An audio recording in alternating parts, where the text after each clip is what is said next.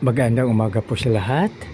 Welcome po kayo sa ating gawain. Dito na po tayo sa mga awit 34:2. Aking babasahin.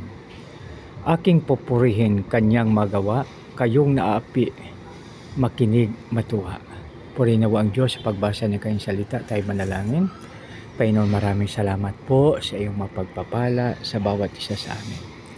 Napakabuti mo at napakadakila, O Lord. Lord, salamat sa pangalan ni Jesus na aming Panginoon at tagapagligtas. Amen. Aking pupurihin kanyang magawa, kayong naapi, makinig, matuwa, makibigan. Anumang angyari, pupurihin po natin ang ating Panginoon.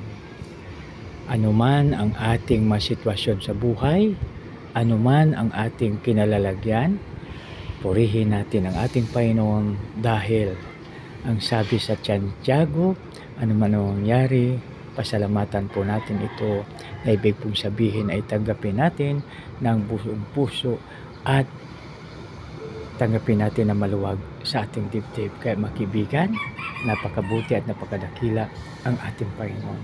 Aking pupurihin kanyang magawa, kayong naapi, makinig, matuwa. Purihin nawa ang Diyos, tayo manalangin. Panginoon, maraming salamat po sa iyong salita. Tulungan mo po kami, O Lord, na aming maalaala po ito palagi at magsilbing gabay sa bawat isa sa amin at bigyan mo po kami ng lakas ng loob, O Lord, na aming ma-share po ito sa aming mga kapwa. Salamat, Panginoon, sa pangalan ni Jesus na aming Panginoon tagapagligtas. Amen and amen. God bless us all.